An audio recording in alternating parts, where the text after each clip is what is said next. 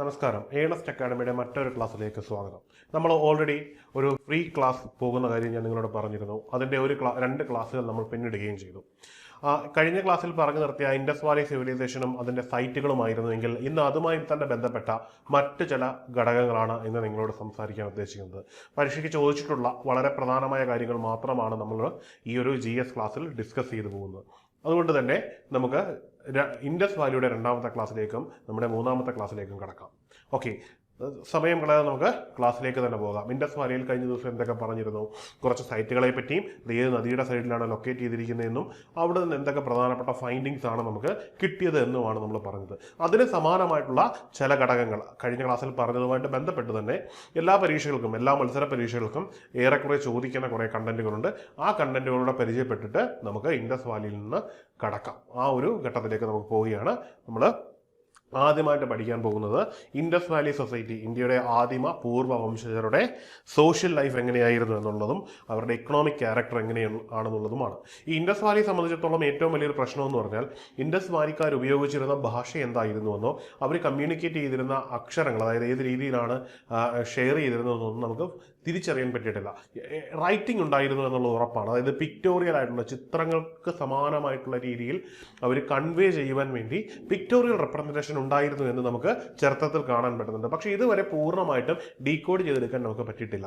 നാളെ ഒരു കാലഘട്ടത്തിൽ ഡീകോഡ് ചെയ്യുമെന്ന് തന്നെ വിശ്വസിക്കാം. അപ്പോൾ നമുക്ക് കൂടുതൽ കാര്യങ്ങൾ അറിയാൻ പറ്റും. ബാക്കിയൊക്കെ നമുക്ക് അവിടെ നിന്ന് കിട്ടിയ ഘടകങ്ങളുടെ അടിസ്ഥാനത്തിൽ, അതായത് അവിടെ കണ്ടിരുന്ന വീടുകൾ, അവിടുത്തെ സോഷ്യൽ സ്ട്രക്ചറൊക്കെ മനസ്സിലാക്കണമെങ്കിൽ വീടുകൾ, താമസ രീതികൾ, മതിലുകളുടെ രീതി, ബിൽഡിങ്ങുകളുടെ ഡിഫറൻസ്, പിന്നെ അവിടെ നിന്ന് കിട്ടുന്ന ചില മെറ്റീരിയൽ, അതായത് ഭക്ഷണാവശിഷ്ടങ്ങൾ, മൃഗങ്ങളുടെ സ്കെൽറ്റനുകൾ.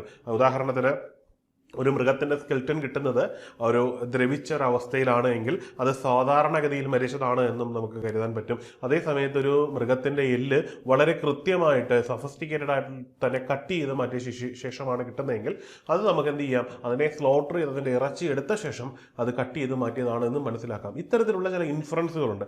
ഇത്തരത്തിലുള്ള ഇൻഫറൻസുകളുടെ അടിസ്ഥാനത്തിൽ നാം കണ്ടെത്തിയ ഘടകങ്ങളാണ് നമ്മളിവിടെ പരിഗണിക്കാൻ പോകുന്നത്.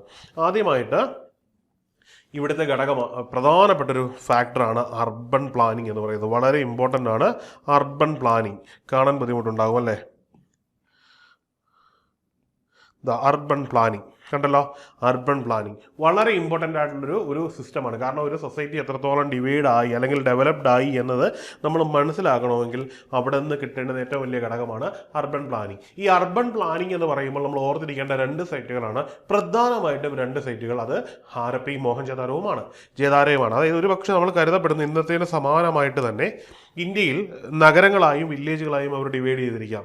അതുകൊണ്ട് തന്നെ വളരെ വലിയ രീതിയിലുള്ള കച്ചവടങ്ങളും മറ്റ് ആക്ടിവിറ്റികളും ഈവൻ അവിടുത്തെ പ്രധാനപ്പെട്ട ഭരണാധികാരി രാജാവും ഒക്കെ നിലനിന്നിരുന്നത് ഈ പ്രദേശത്ത് എവിടെയെങ്കിലും ആയിരിക്കണം. മോഹൻജദാരോയിലോ ഹാരപ്പയിലോ ആയിരുന്നിരിക്കാം എന്ന് കരുതാം. ഇവിടെ നമ്മൾ ഓർക്കേണ്ട ഒരു പോയിന്റാണ്, കഴിഞ്ഞ ക്ലാസ്സിൽ പറഞ്ഞിരുന്നു മോഹൻജദാരോയെ പറ്റി. മോഹൻജദാരോയിൽ എന്തുണ്ടായിരുന്നു? ഒരു ഗ്രേറ്റ് ബാത്ത് കിട്ടിയതിനെ പറ്റി പറയുന്നുണ്ടല്ലേ. അതായത് അവിടുത്തെ ആൾക്കാർ കളക്റ്റീവായിട്ട് എന്ത് ചെയ്യുന്നു, ഒരു റിലീജിയസ് സെറിമണിയിൽ ഏർപ്പെടുന്നതിൻ്റെ ഫലമായിട്ടാണ് അവിടെ എന്തുണ്ടാകുന്നത്, അവിടെ ഒരു സിസ്റ്റമാറ്റിക് ആയിട്ടുള്ള ഒരു ബാത്തിങ് സംവിധാനം ഉണ്ടായത്. അതുകൊണ്ട് തന്നെ അവിടെ എന്തുണ്ടാവുന്നുണ്ട്, ഈ വെള്ളം പോലുള്ള സാധനങ്ങൾ ഉണ്ടാവുന്നുണ്ട്. അവയ്ക്ക് ഒഴുകി പോകുവാനുള്ള ഒരു സ്ട്രീറ്റും ഉണ്ടായിരുന്നു. അപ്പോൾ ഇവിടുത്തെ ടൗണുകളുടെ പ്രത്യേകത വളരെ ജസ്റ്റ് നിങ്ങൾ ഓർത്തിരിക്കുക. അർബൻ പ്ലാനിങ് എന്ന് പറയുന്ന പോയിന്റ് ഓർത്തിരിക്കുക. അവിടെ ഉണ്ടായിരുന്നത് വളരെ സിസ്റ്റമാറ്റിക് ആയിട്ട് ബിൽഡ് ചെയ്തിരിക്കുന്ന വീടുകളായിരുന്നു. ഈ വീടുകളിലേക്ക് കൃത്യമായി വെള്ളം വരുന്നതിനുള്ള, വാട്ടർ എൻട്രി ചെയ്യുന്നതിനുള്ള സംവിധാനം ഉണ്ടായിരുന്നു. ഈ വീടുകൾക്കെല്ലാം സെപ്പറേറ്റ് ആയിട്ട് തിരിച്ചൊരു സിറ്റാഡൽ അല്ലെങ്കിൽ ഒരു വരാന്ത ഉണ്ടായിരുന്നു, ഒരു കോർട്ട്യാർഡ് ഉണ്ടായിരുന്നു, ഒപ്പം തന്നെ സെപ്പറേറ്റ് ബാത്റൂം ഉണ്ടായിരുന്നു. ഈ ബാത്റൂമിലെ വെള്ളം കൃത്യമായിട്ട് ഒഴുകി പോകുവാനുള്ള ഒരു പൊതുവിതരണ സംവിധാനം ഉണ്ടായിരുന്നു. അതായത് അവരുടെ വീട്ടിലെ മുഴുവൻ വേസ്റ്റുകളും എന്ത് ചെയ്യപ്പെടുന്നു, കൃത്യമായിട്ട് ചാനലൈസ് ചെയ്തിട്ട് പോകുന്നു. നമ്മുടെ ഏതാണ്ട് ഒരു 100 വർഷങ്ങൾക്ക് മുമ്പ് വരെ ഇന്ത്യയിൽ എന്തുണ്ടായിരുന്നു, ഈ തോട്ടിപ്പണി എന്ന് പറയുന്ന തൊഴിലുണ്ടായിരുന്നു. അതായത് മനുഷ്യ വിസർജ്യം തലയിൽ ചുമന്നുകൊണ്ടുവന്ന് വേസ്റ്റ് ഡംപ് ചെയ്യേണ്ടുന്ന ഒരവസ്ഥ. എത്രമാത്രം ഹീനമായൊരു സംസ്കാരമാണ്. ഈ ഒരു അവസ്ഥ പോലും അന്നത്തെ സിസ്റ്റത്തിൽ ഉണ്ടായിരുന്നില്ല. കാരണം അത്രമാത്രം ബ്രില്യൻ്റ് ആയിട്ട് അവരെന്ത് ചെയ്തിരുന്നു, മനുഷ്യൻ്റെ വേസ്റ്റും വാട്ടറും അല്ലെങ്കിൽ വേസ്റ്റിനെയും ക്വാളിറ്റിയുള്ള പ്രോഡക്റ്റിനെയും സെപ്പറേറ്റ് ചെയ്യാനുള്ള ഒരു സംവിധാനം ഈ ഒരു സിസ്റ്റത്തിലുണ്ടായിരുന്നു. ഇത് സിറ്റികളിൽ വളരെ കോമൺ ആയിരുന്നു. ഇന്നത്തെ നമ്മുടെ മോഡേൺ സിറ്റി അറിയാം, ഒരു മഴ പെയ്യുമ്പോൾ തന്നെ വെള്ളക്കെട്ടിലായി മാറുന്ന ഒരു അവസ്ഥയാണ്. എന്നാൽ ഇൻഡസ് സൊസൈറ്റിയിൽ ഇത് കാണില്ലായിരുന്നു എന്നുള്ളതാണ് ഇവിടുത്തെ അർബൻ പ്ലാനിങ്ങിൻ്റെ ഏറ്റവും വലിയ പ്രത്യേകത. ഇനി അടുത്തതാണ് ഇവിടുത്തെ ആർക്കിടെക്ചറൽ മാർവൽ. അതായത് ഒരു സൊസൈറ്റിയിൽ എത്രത്തോളം അവർ ഡെവലപ്ഡ് ആയിരുന്നു, ഒരു സൊസൈറ്റി എത്രത്തോളം എക്കണോമിക്കലി ആൻഡ് സോഷ്യലി ഡെവലപ്ഡ് ആയി എന്നുള്ളത് അവരുപയോഗിക്കുന്ന പാത്രങ്ങളും അവരുടെ വസ്തുക്കളും ഉപയോഗിച്ചാണ് നമ്മൾ കരുതുന്നത്. ഇപ്പോൾ ഈവൻ നമ്മൾ ഇൻഡസ് വാലിയിലേക്ക് എത്തുമ്പോൾ ഇവിടെ അവർ ഉപയോഗിച്ചിരുന്ന മൺപാത്രങ്ങൾ വളരെയധികം ഉയർന്ന നിലവാരമുള്ളതും ഏതാണ്ട് പലതരത്തിലുള്ള കളറുകൾ, മൾട്ടി കളേഴ്സ് അതിൽ പ്രിന്റ് ചെയ്തിട്ടുള്ളതാണ്. ഇത് ചില സിനിമകളിലൊക്കെ, നോർത്ത് ഇന്ത്യൻ സിനിമകളിലൊക്കെ കാണുന്നത് പോലെ ഓരോ പാത്രത്തെയും കൃത്യമായി ഐഡന്റിഫൈ ചെയ്യാൻ അല്ലെങ്കിൽ കൃത്യമായിട്ടുള്ള ഗ്രൂപ്പ് ഉപയോഗിക്കാൻ വേണ്ടിയൊക്കെ അതിന് എന്ത് ചെയ്യുമായിരുന്നു, ഒരു ക്ലേ, സെപ്പറേറ്റ് ക്ലേ തന്നെ ഉപയോഗിച്ച് ഒരു അറേഞ്ച്മെന്റ് ചെയ്തിരുന്നു. ഇപ്പം ഇത് വളരെ പ്രധാനപ്പെട്ട മറ്റൊരു പോയിന്റാണ്. ഒരു സൊസൈറ്റി എത്രത്തോളം ഡെവലപ്ഡ് ആയി എന്നറിയുന്നതിന് വേണ്ടിയുള്ള ഒരു ഘടകമാണ് അർബൻ പ്ലാനിങ്, മറ്റൊന്ന് ആർട്ടിഫാക്ട്സ് ആൻഡ് ആർട്ടിഫിക്ചറി. ഒപ്പം തന്നെ ഇവർ ഡെവലപ്പ് ചെയ്തിരിക്കുന്ന മറ്റ് ആർട്ട് കലാരൂപങ്ങൾ, അതായത് നമ്മൾ മനസ്സിലാക്കേണ്ട ഇൻഡസ് വാലിയിലേക്ക് എത്തുമ്പോൾ ധാരാളം ടെറാക്കോട്ട രൂപങ്ങൾ കാണാൻ പറ്റുന്നുണ്ട്. ഈ ടെറാക്കോട്ട രൂപങ്ങളിൽ ആ സൊസൈറ്റിയിൽ എന്തൊക്കെ തരത്തിലുള്ള ജീവിതങ്ങളാണ് അവർ നയിച്ചിരുന്നത്, ഏതൊക്കെ രീതിയിലാണ് അവർ നയിച്ചിരുന്നത് എന്ന് നമുക്ക് ഇത് കാണിച്ചു തരുന്നു. അതായത് അവർ ടെറക്കോട്ട എന്ന് പറഞ്ഞാൽ മണ്ണിൽ നിർമ്മിച്ചിരുന്ന ഒരു ക്രാഫ്റ്റാണ്. മണ്ണിനെ എങ്ങനെ ബ്രില്യൻ്റ് ആയിട്ട് യൂസ് ചെയ്യണം എന്നവർ കാണിച്ചു തരുന്നത് നമുക്ക് കാണാൻ പറ്റുന്നുണ്ട്. ഇനി ഇവിടുത്തെ സോഷ്യൽ ലൈഫാണ്. സോഷ്യൽ ലൈഫ് വയ്ക്കുമ്പോൾ ഇവിടെ നമ്മൾ മനസ്സിലാക്കുന്ന നമ്മുടെ ഈ ഫൈൻഡിങ്സിൽ നിന്ന്, അതായത് നിന്ന് കിട്ടുന്ന ഇമേജുകളിൽ നിന്ന് നമ്മൾ മനസ്സിലാക്കുന്നത്, ഇമേജ് എന്ന് പറഞ്ഞാൽ നിർമ്മിച്ചിരിക്കുന്ന ഇമേജിൽ നിന്ന് മനസ്സിലാക്കുന്നത് അവിടുത്തെ സോഷ്യൽ ലൈഫിൽ സ്ത്രീയും പുരുഷനും, അതായത് ആണും പെണ്ണും ഇന്നത്തേന് സമാനമായിട്ട് തന്നെ എന്ത് ചെയ്യുന്നു, വ്യത്യസ്തങ്ങളായിട്ടുള്ള വസ്ത്രങ്ങളാണ് ഉപയോഗിച്ചിരുന്നത് എന്ന് നമുക്ക് കാണാൻ പറ്റുന്നു എന്നുള്ളൊരു പ്രധാനപ്പെട്ട ഒരു ഘടകമാണ്.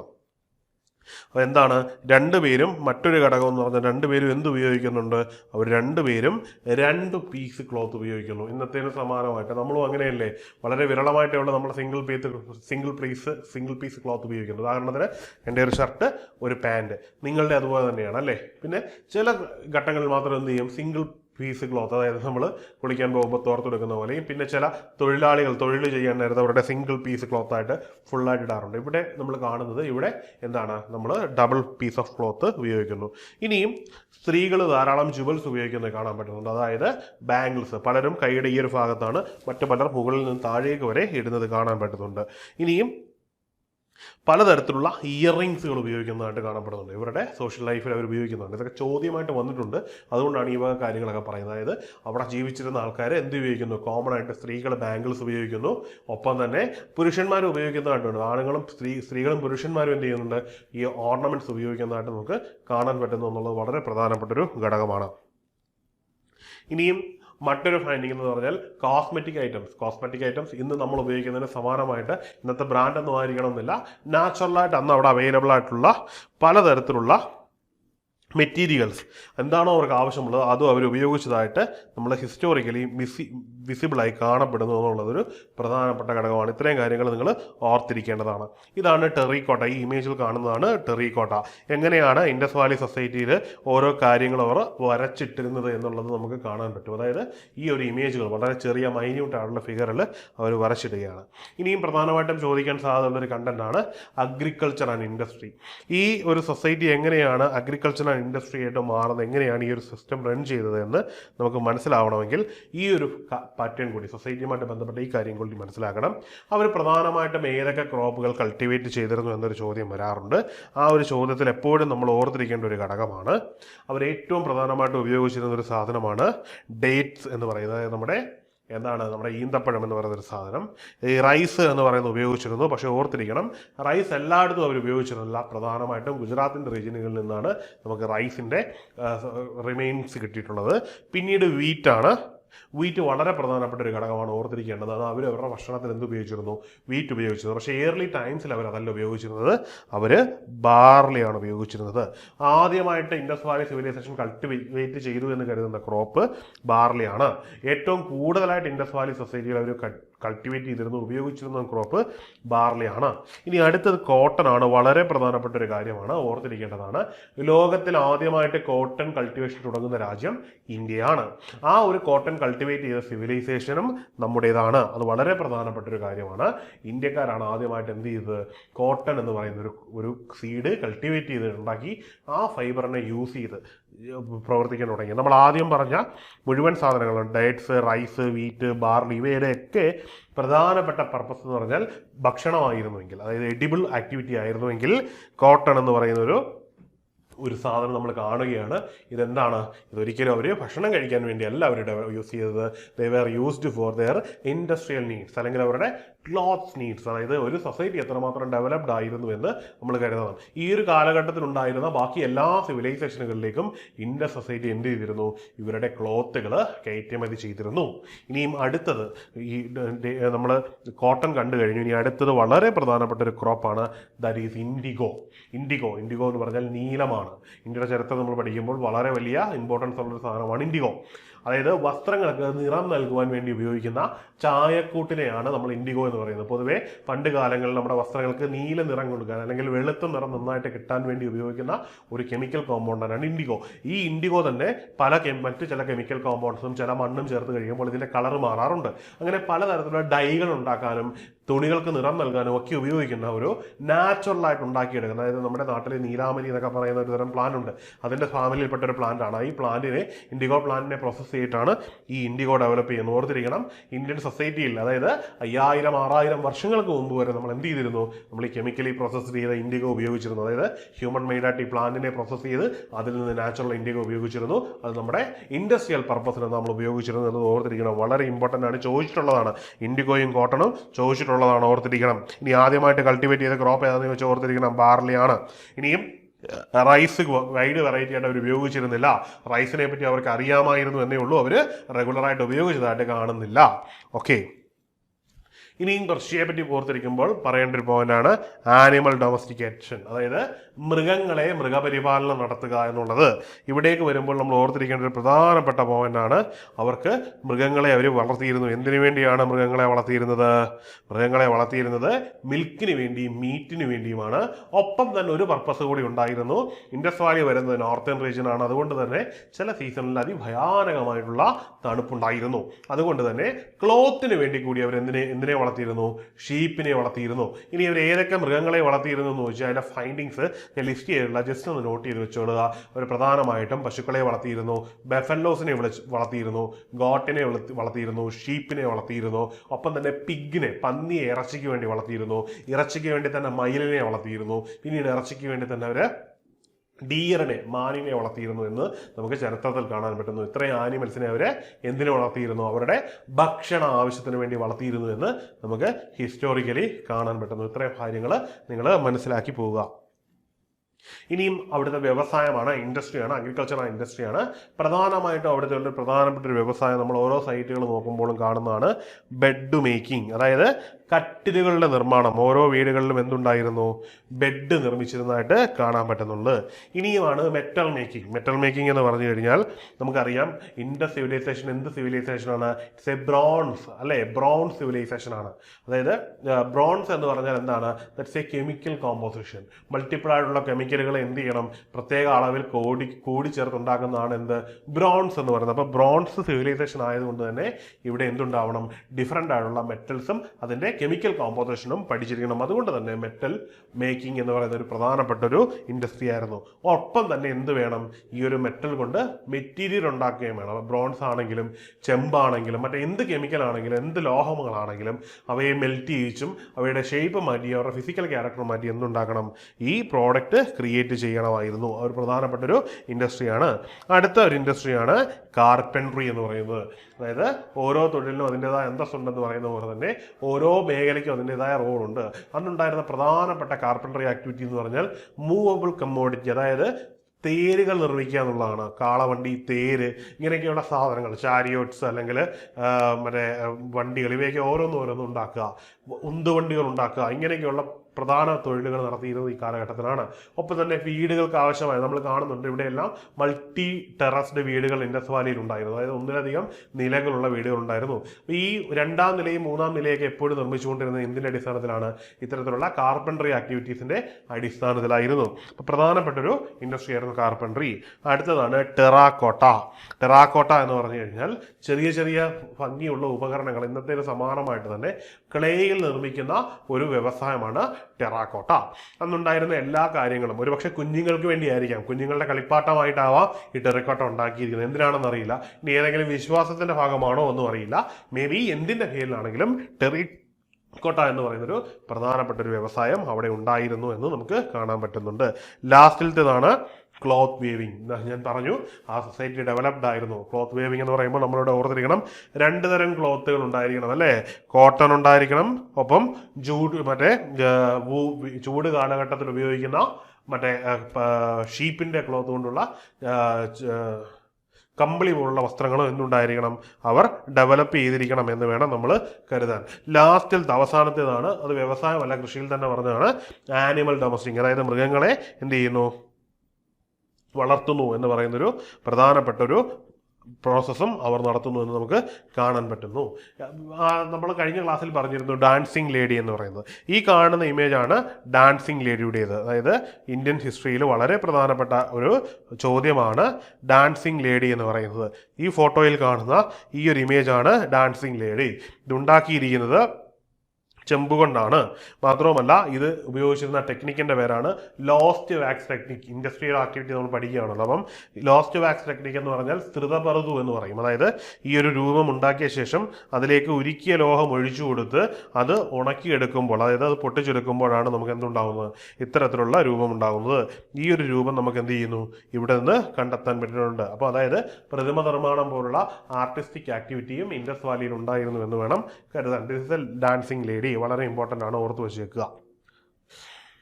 ഓക്കെ, ഇനിയും നമ്മൾ ഇതിലേക്ക് പോകാൻ പോകുന്നത് ഡിക്ലൈൻ, എങ്ങനെ ഇത് തകർന്നു എന്നതാണ്. ഡിക്ലൈൻ എങ്ങനെ ഇത് തകർന്നു എന്നതിന് കൃത്യമായൊരു ഉത്തരം നമുക്ക് ഇതുവരെ കണ്ടെത്താൻ പറ്റില്ല. ഇതെല്ലാം ഇൻഫറൻസ് മാത്രമാണ്. കാരണം അന്ന് ജീവിച്ചിരുന്നതിനെ പറ്റി ആരും തന്നെ ഇന്നുണ്ടാകില്ല എന്നുള്ളൊരു സർവമായ സത്യം. ഇനി എന്താണ് എങ്ങനെയാണ് എന്നുള്ളതിനെ പറ്റി പറയുന്നതിന് കൃത്യമായ തെളിവില്ല. ആകെ ഒരു ചെറിയ സ്ട്രെയിൻ കിടക്കുന്നത് ഹാരപ്പിയന്മാരെ ഇന്ദ്രൻ തൻ്റെ പക കൊണ്ട് അല്ലെങ്കിൽ തൻ്റെ വജ്രം കൊണ്ട് തകർത്തു എന്നൊരു സ്റ്റേറ്റ്മെന്റ് ഋഗ്വേദത്തിൽ പറയുന്നുണ്ട്. ആ ഋഗ്വേദത്തിലെ ആ ഒരു സ്റ്റേറ്റ്മെന്റ് ഒഴിച്ചാൽ വേറെ ഒന്നും തന്നെ നമുക്ക് കിട്ടുന്നില്ല. അതായത് ഒരുപക്ഷെ വലിയ ഫ്ലഡ് കൊണ്ട് അവർ തകർന്നു പോയി എന്ന് വേണം നമുക്ക് അതിനെ അനുമാനിക്കാൻ. കാരണം ഇന്ദ്രൻ എന്ന് പറഞ്ഞാൽ മഴയുടെ ദേവനാണ്. മഴയുടെ ദേവന്റെ അസ്ത്രം എന്ന് പറഞ്ഞാൽ ഇടിമിന്നലാണ്. ആ ഇടിമിന്നലെ നമ്മൾ വജ്രായുധം എന്നാണ് പറയുന്നത്. ഈ വജ്രായുധം ഉപയോഗിച്ചുകൊണ്ട് അവരെ തകർത്തു എന്ന് പറഞ്ഞാൽ ഒരുപക്ഷെ ഇടിയോട് കൂടിയ മഴയിൽ ഇവർ തകർന്നു പോയി എന്ന് വേണം ഇൻഫർ ചെയ്തെടുക്കാൻ. ഓക്കെ, മേ ബി ആണ്, ഉറപ്പൊന്നുമില്ല. എനിവേ നമ്മൾ അതിന്റെ ഓരോരോ റീസൺസ് ഹിസ്റ്റോറിയൻസ് പറഞ്ഞിട്ടുണ്ട്. അവയെ ഓരോന്നായിട്ട് നമ്മൾ നോക്കാൻ പോവുകയാണ്. ആദ്യത്തെ റീസൺ ആണ് എൻവിയോൺമെന്റൽ ഫാക്ടേഴ്സ്. എൻവിയോൺമെന്റൽ ഫാക്ടേഴ്സ് എന്ന് പറഞ്ഞാൽ എന്താണ്? താഴെ പറയുന്ന ഓരോരോ ഘടകങ്ങളാണ്. അതിൽ ആദ്യത്തേതാണ് കണ്ടിന്യൂസ് ആയിട്ടുണ്ടാവുന്ന ഡ്രൗട്ട്, അതായത് അതിഭയാനകമായിട്ടുള്ള വെള്ളമില്ലാത്ത അവസ്ഥ. ഏതൊരു സൊസൈറ്റിയിലാണെങ്കിലും നീണ്ടു നിൽക്കുന്ന ഡ്രൗട്ട് ഉണ്ടായാൽ അവിടെ എന്തുണ്ടാവും? അവിടെ വലിയ നാശം ഉണ്ടാവുകയും അവർക്ക് മുമ്പോട്ട് പോകാൻ പറ്റാത്തൊരവസ്ഥയും ഉണ്ടാവും. അങ്ങനെ ഈ ഒരു റീജിയൻ നമുക്കറിയാം, ഈ പറയുന്നതൊക്കെ ഡ്രൗട്ട് എഫക്റ്റിംഗ് റീജിയൻ ആണ്. ഈ സിന്ധു നദിയുടെ തീരങ്ങളിൽ സിന്ധു അല്ലാതെ മഴ വളരെ കുറവാണ് കിട്ടുന്നത്. അതുകൊണ്ട് തന്നെ എന്തുണ്ടാവാം? ഈ പറയുന്ന ഡ്രൗട്ട് ഉണ്ടായേക്കാം. ഇനി രണ്ടാമത്തെ ഘടകം എന്ന് പറഞ്ഞു കഴിഞ്ഞാൽ സീരീസ് ഓഫ് എർത്ത് കേക്സ് ആണ്. കാരണം ഇൻഡസ് വാലി എന്ന് പറയുന്ന റീജിയൻ നമ്മൾ കാണുന്നത് മുഴുവൻ എവിടെയാണ്? ഒരു എർത്ത് കേക്ക് പ്രോൺ ഏരിയ ആണ്. ഭൂചലനം ഉണ്ടാകുന്ന ഇന്ത്യയുടെ പ്രദേശമാണ്. അറിയാം, ഗുജറാത്ത് മുതൽ അങ്ങോട്ടുള്ള എല്ലാ ഭാഗങ്ങളും, ഗുജറാത്ത്, അഫ്ഗാനിസ്ഥാൻ, ഹിമാലയം റീജിയന്, നേപ്പാൾ, ഇവയൊക്കെ ഒരു വലിയ ഒരു എർത്ത് കേക്ക് പ്രോൺ ഏരിയയിലാണ് കിടക്കുന്നത്. സോ ഈ പറയുന്ന പ്രദേശങ്ങളിലൊക്കെ എന്തുണ്ടാവാം? അതിഭയാനകമായിട്ടുള്ള ഭൂചലനം ഉണ്ടാക്കാം. ഇനിയും മൂന്നാമത്തെ ഒരു പ്രധാനപ്പെട്ട ഘടകമാണ്, നമ്മൾ ചരിത്രത്തിലും ഹിന്ദു ഗ്രന്ഥങ്ങളിലും ഒക്കെ പറയുന്ന ഒരു വലിയൊരു നദിയുണ്ട്. ഇതിന്റെ പേരാണ് സരസ്വതി. നമ്മളിപ്പോഴും അതിനെ ആരാധിക്കുന്ന ഒരു നദിയാണ്.